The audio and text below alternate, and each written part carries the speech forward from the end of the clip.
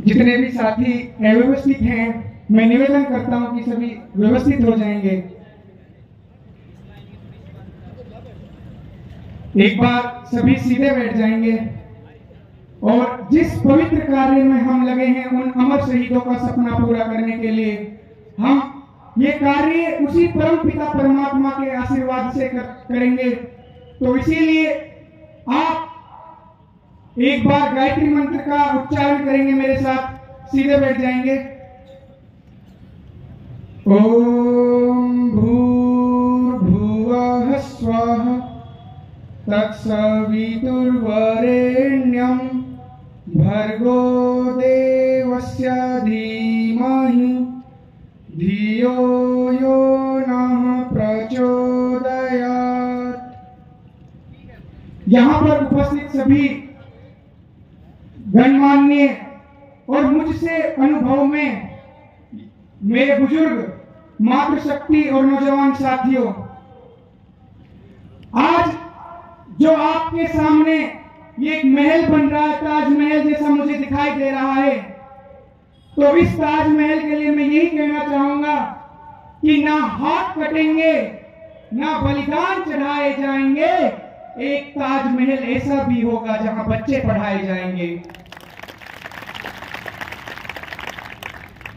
तो जिस आगोश को लेकर, जिस आग को लेकर आप यहां पर एकत्रित हुए हो, आप यकीन मानिए, जिस व्यवस्था परिवर्तन का सपना लेकर भाई राजीव दीक्षित चले थे, आज उसी व्यवस्था परिवर्तन की इसी मुहिम को आगे बढ़ाते हुए जनता सरकार मोर्चा का प्रत्येक कार्यकर्ता जो चल रहा है, और उन 7,32,000 से ज्यादा क्रांतिकारियों की उन उम्मीद, उन संवेदनाओं को लेकर आप यहाँ एकत्रित हुए हो।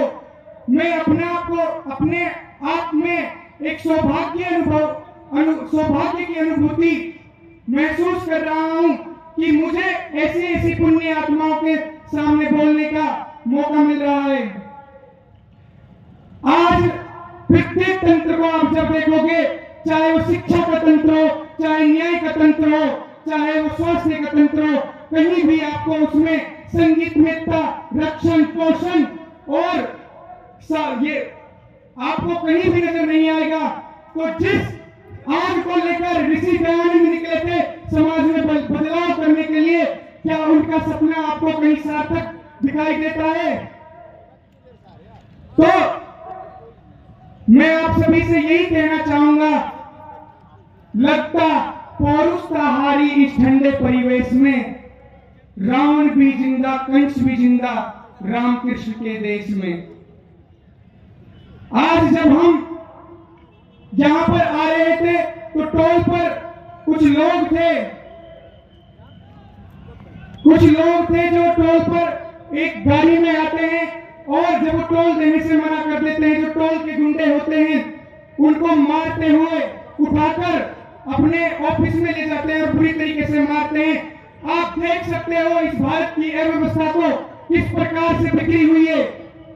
अगर आज भी आप लोग नहीं जागोगे तो जिस एजेंडा 2030 को लेकर चल रहे हैं, आप लोगों को पूरी तरीके से नियंत्रित करने के लिए, आप यकीन मानिए वो दिन ज्यादा दूर नहीं होगा जब आपकी आने वाली नस्लें उन वैश्विक ताकतों के नियंत्रण में होगी।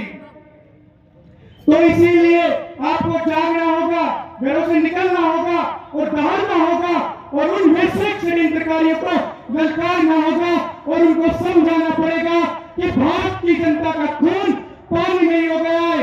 आज भी भारत की माताएं बंद नहीं हो गई है और भारत की प्रत्येक नारी आज भी वही जज्बा रखती है जो कभी झांसी की रानी रखती थी। आज भारत का प्रत्येक नौजवान वही जज्बा रखता है जो कभी भगत सिंह रखता था। तो इसीलिए सभी साथियों को इन अव्यवस्थाओं को समझना पड़ेगा और इन वैश्विक षड्यंत्रकारियों के खिलाफ आपको लड़ना पड़ेगा, क्योंकि यदि आज आप नहीं जागे तो इतिहास आपको कभी माफ नहीं करेगा। इतिहास गवाह है, भीष्म ने भी जब चीरहरण का विरोध नहीं किया था जी, सरसैया पर स्वयं नेत्री ने उनको लेकर दिया था जी। गुरु द्रोण का दुर्योधन सर पर जब आशीष उतरते देखा है तो कुरुक्षेत्र में हमने उनका शीश उतरते देखा है।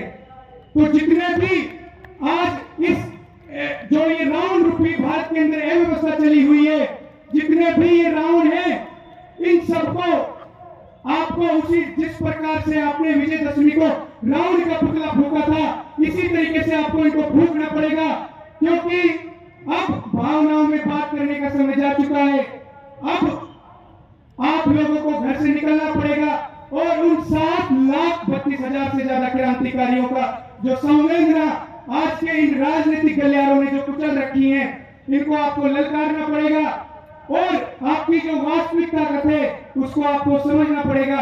इन्हीं शब्दों के साथ मैं अपनी वाणी को विराम देता हूं। ओम की टीम।